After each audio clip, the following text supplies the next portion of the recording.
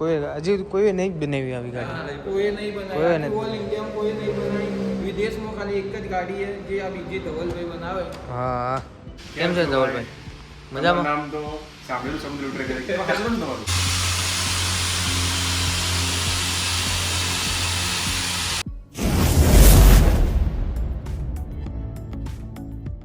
તો હેલો મિત્રો, બધા મિત્રોનું સ્વાગત છે ફરીથી એક નવા વિડીયોમાં. શુભ સવાર, ગુડ મોર્નિંગ, જય માતા, જય શ્રી કૃષ્ણ. તો મિત્રો અત્યારે વાગી ગયા છે બપોરના 12:30 ને અત્યારે આપણી એન્ટ્રી છે અમદાવાદની અંદર, કેમ કે આપણે કાલ રાતે નીકળી ગયા હતા અમદાવાદ માટે. તો અત્યારે અમદાવાદ સવારે 6 વાગે અમદાવાદ પૂગી ગયા હતા અમે. ને પછી હું કહું કે સવારમાં હું કહું કે 9-10 વાગે બ્લોગ ચાલુ કરા તો ભાઈ કૂવામાં 12:30 વાગી ગયા. તો અત્યારે નાહી ધોઈને ફ્રેશ થઈ ગયા છે મસ્ત મજાના. ને અમે અમદાવાદમાં 1-2 દિવસ રોકાવાના છે, પછી નીકળવાના છે કેદારનાથ. તો મારી સાથે છે અમારા મિલનભાઈ. કેમ છે મિલનભાઈ? મજામાં. તો મિલનભાઈ હમણાં આવ્યા છે લંડનથી. લંડનથી લગભગ 4-5 દિવસ થયા. અમારો ક્યારનો પ્લાન હતો કે કેદારનાથ જવાનું છે, કેદારનાથ જવાનું છે. એ ભાઈ આવ્યા, 2-3 દિવસ ઘરે રોકાણા, પછી અમે નીકળી ગયા કાલ રાતે. તો ફાઇનલી આપણે જવાનું છે 2-3 ભાઈબંધને મળવા આગળ. તો ચાલો વિડીયોમાં બધા કન્ટિન્યુ રહેશે ને. વિડીયો ગમે તો લાઈક કરજો, શેર કરજો અને સબસ્ક્રાઈબ કરવાનું ભૂલતા નહીં. મજા આવી જાય તમને. Bye bye. તો મિત્રો અત્યારે ચા પાણી પીતા ને નીકળી ગયા છે હવે અમદાવાદની બજારમાં. એ અમારી પાસે કાંઈ વસ્તુ નથી, હવે અમારે કંઈક ટેક્સી બેક્સી લેવી પડશે, બરાબર. સવારમાં 6 વાગે આવે ત્યારે કાંઈ ટ્રાફિક નથી હોતું, ભીડ હક બોલે. આમાં અવાજ ઓછો આવતો હોય અમારે. મિત્રો ફાઇનલી આપણે રિક્ષામાં બેઠી ગયા ને આપણે નીકળવાનું છે કે લગભગ 40-45 કિલોમીટર દૂર. રાતે એવું થયું કે અમે બસમાં જઈને ઉઈ ગયા. અમારે જ્યાં ઉતરવાનું હતું ને એનાથી બહુ આગળ અમે આવી ગયા. પછી બસવાળાને કીધું હવે જ્યાં બસ રોકાવાની હોય ને ત્યાં અમને ઉતારી દીધે. પછી ભાઈ અમને ના ઉતારી દીધા, પછી ત્યાંના અમે રોકાઈ ગયા. તો હવે પછી રિક્ષા લઈને પાછા નીકળી ગયા જમીન નવા અંદાજમાં અમદાવાદની અંદર.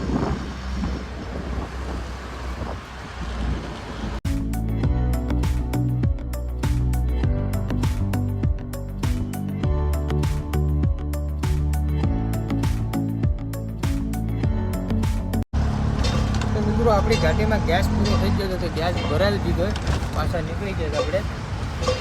ભાઈ આમાં અમદાવાદમાં ધ્યાન રાખવી પડે, નકર આ બધા ટેમ્પાવાળાને ઉડાડીને ભાગી જાય. ગરમી બહુ પડે તો હજી વરસાદ અહીંયા અમદાવાદમાં કંઈ દેખાતો નથી. અમારે ગીર સોમનાથમાં એ બાજુ આવી ગયું છે, આપણી બાજુ અમદાવાદમાં હજી હા તડકો જ છે, ગરમી થાય. જો આ ભાઈને ગરમી કરતી હતા. બહુ ગરમી થાય ભાઈ. આ ભાઈ બધા ઠંડા વિસ્તારમાં રહીને આવે એટલે બહુ ગરમી થાય. આપણે તો હાલે પછી નાના દેશી છીએ આપણે. કઈ. તો મિત્રો અત્યારે ટ્રાફિકમાં ફસાઈ ગયા. ટ્રાફિક થઈ ગયો છે અહીંયા. જાતું નથી મને એટલું. હવે ક્યારે ટ્રાફિક મળી નીકળીએ કંઈ ખબર નથી. તો મિત્રો અત્યારે ફાઇનલી આપણે 2-3 વાગી ગયા અહીંયા પૂગવામાં. આવી ગયા ધવલભાઈના સ્ટુડિયો. હવે કેમ છે ધવલભાઈ? મજામાં? નામ તો સાંભળ્યું સમુદ્ર ઉતરે કરે હસબન્ડ તમારું. વિજયભાઈ. હા એને મળીને મજા આવી.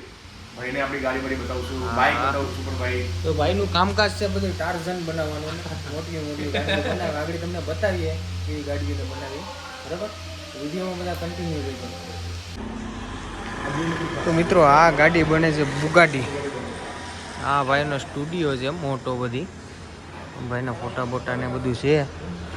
ને આઈ થિંક 1-2 મહિનામાં ગાડીનું કામ પૂરું થવાનું છે. જો ખાલી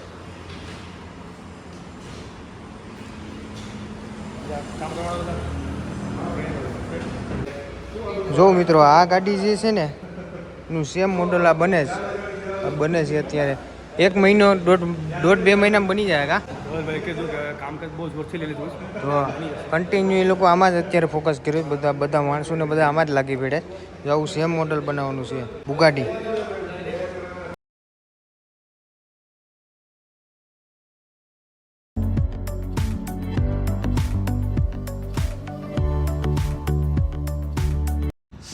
મિત્રો અત્યારે ગાડીને કલર મારી દીધો. આ ગ્રે કલર મેરે, કેમ કે આમાં છે ને જો આવો ક્યાંક ઢોરારી જાય ને ઘઉં અને બાકી હોય ને એ આ કલરમાં દેખાય છે એટલા માટે મસ્ત મજાનો કલર મારી દીધો.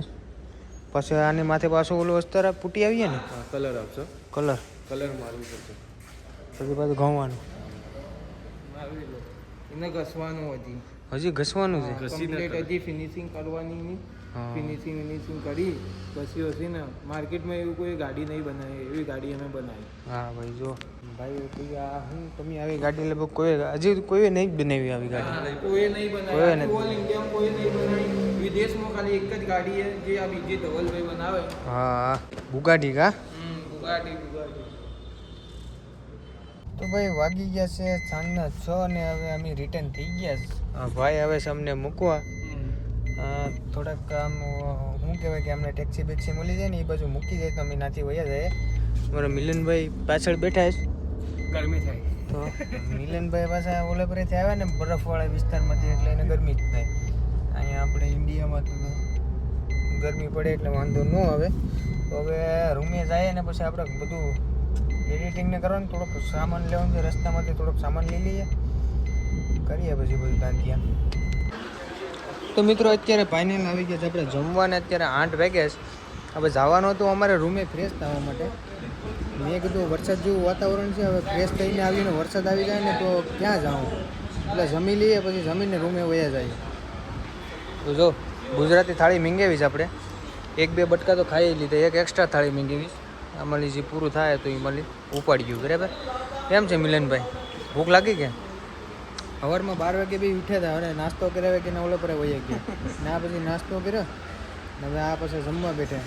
મને થોડું કોઈ હરખું ઠેકાણું હોય જમી લઈએ. તો મિત્રો ફાઇનલી જમી કાઢીને આપણે આવી ગયા છે આપણા રૂમમાં. રૂમની હાલત તમને તો ખબર છે કે ભાઈ આપણે શું કહેવાય અમારા છોકરાઓ હોય ને જે એટલે રૂમની બાકા જીકી ભૂલી ગઈ. બરાબર રસ્તામાંથી અમે અમારે ખાવા માટે ઓલા લીધા છીબડા. આ ભાઈના ફેવરિટ છે. આ હે કાકડી નથી, આ ઓલા બીજા જ. હા કાકડી બીજા આવે, આ બીજા આવે. આ છે ને ઓલા કાચા પાકા છે, ખાટા મીઠા લાગે એ. આ થોડાક લીધા જ ખાવા. સવારે જવાનું છે આમ વડોદરા બાજુ. સવારની અપડેટ બીજા બ્લોગમાં આપણે દઈએ. બરાબર તો અત્યારે આ વિડીયો હવે આપણે અહીં એન્ડ કરી દઈએ. એ વિડીયો ગમે તો લાઈક કરજો, શેર કરજો અને સબસ્ક્રાઈબ કરવાનું ભૂલતા નહીં. ચલો મળીએ એક નવા વિડીયોમાં. જય માતાજી, જય શ્રી કૃષ્ણ, બાય બાય.